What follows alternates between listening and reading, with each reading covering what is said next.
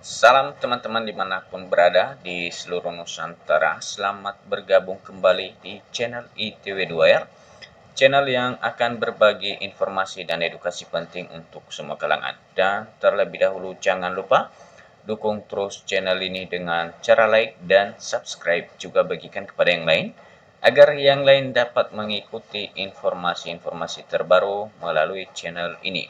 Dan teman-teman dimanapun berada, berikut satu informasi terbaru yang perlu teman-teman ketahui. Nah, informasinya teman-teman disampaikan perhatian R3T diberi waktu 2 minggu untuk isi DRH. Cek jadwal lengkapnya di sini. Ini menjadi perhatian bagi rekan-rekan honorer yang telah berstatus R3T melalui pengumuman seleksi P3 tahap kedua terakhir kemarin.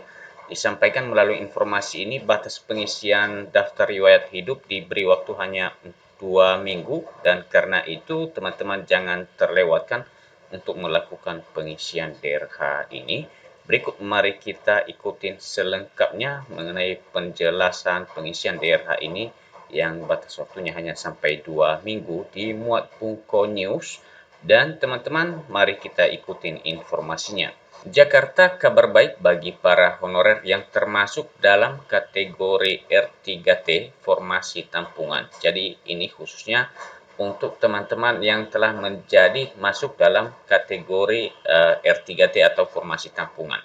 Sejumlah pemerintah daerah telah mulai mengumumkan pemanggilan bagi peserta P3K dengan kode R3T untuk segera melakukan pengisian daftar riwayat hidup sebagai bagian dari proses pemberkasan nomor induk pegawai pemerintah dengan perjanjian kerja. Jadi DRH ini penting teman-teman, adalah sebagai bagian dari proses pemberkasan nomor induk pegawai pemerintah dengan perjanjian kerja. Ini kalau teman-teman tidak melakukan pengisian DRH-nya, maka pengajuan NIP-nya tentu tidak dapat berjalan.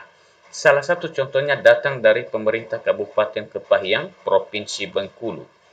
Pemkab Kepahyang secara resmi menyatakan bahwa pelamar yang memiliki kode R3T pada kolom keterangan berhak untuk mengikuti tahap pemberkasan NIP P3K.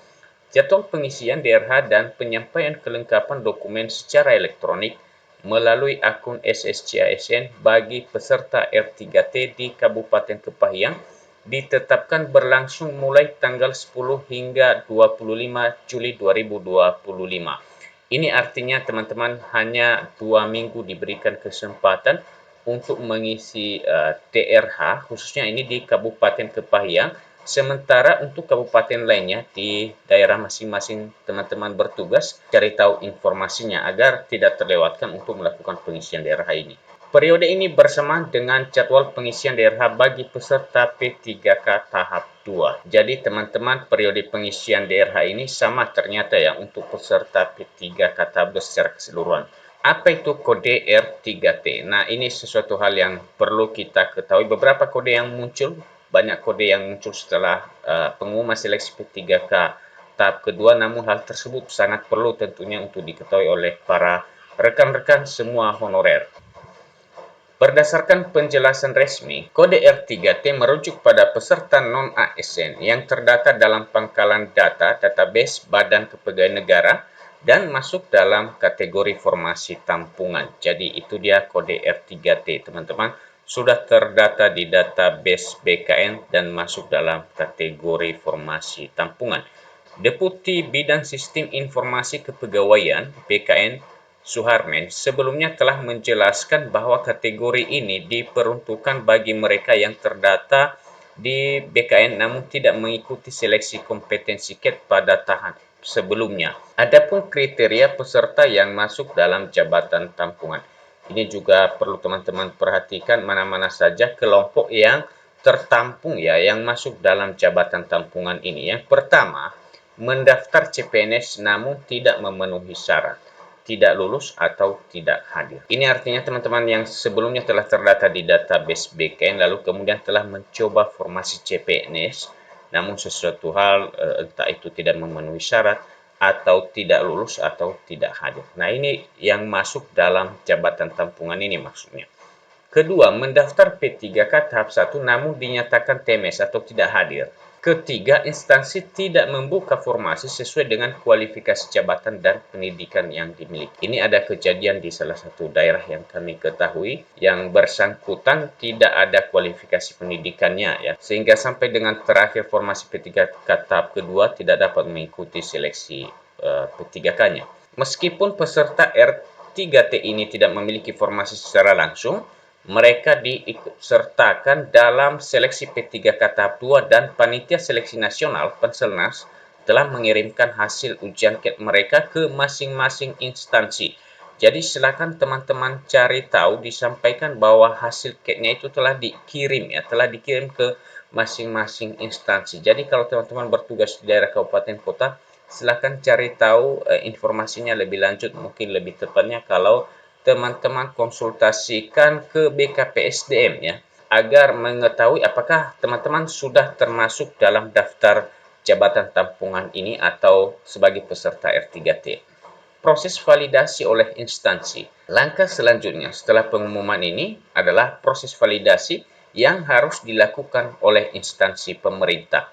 Validasi ini penting karena sebelumnya instansi belum melakukan verifikasi administrasi terhadap para peserta non-ASN tersebut. Nah, ini tentu dilakukan verifikasi administrasi secara terpisah untuk teman-teman ini, ya, R3T ini, karena sebelumnya belum pernah mengikuti seleksi ASN P3K, ya, misalnya. Sehingga kemudian instansi memastikan kebenaran data tenaga honorer ini. Jika dalam proses validasi ditemukan bahwa peserta sudah tidak aktif bekerja, instansi berwenang untuk mengusulkan perubahan status dari memenuhi syarat menjadi tidak memenuhi syarat. Pengumuman dari Kabupaten Kepahyang ini menjadi angin segar bagi para peserta dengan status R3T di daerah lain. Nah, tentu informasi ini bukan hanya berlaku di Kabupaten Kepahyang, juga berlaku untuk seluruh kabupaten. Tadi kami sampaikan agar teman-teman cepat, ya, dapat melakukan konsultasi atau koordinasi di BKPSDM dan mencari tahu apakah teman-teman masuk dalam daftar jabatan tampungan ini. Diharapkan instansi lain dapat segera menyusul untuk mengumumkan pemanggilan pengisian DRH sehingga memberikan kepastian status bagi para honorer yang telah lama menanti. Para peserta dihimbau untuk terus memantau pengumuman resmi dari Badan Kepegawaian Negara BKD masing-masing. Jadi atau istilah lainnya, ya teman-teman, BKD ini BKPSDM yang sekarang. Jadi teman-teman silakan, ya, cari tahu informasi lebih lanjut agar tidak terlewatkan, karena batas pengisian DRH-nya sampai tanggal 25 Juli ini tadi melalui informasi ini, dan ada kemungkinan tanggal ini bisa saja berlaku untuk seluruh kabupaten kota. Dan teman-teman, demikian saja informasi yang dapat kami bagikan. Sampai ketemu kembali. Salam.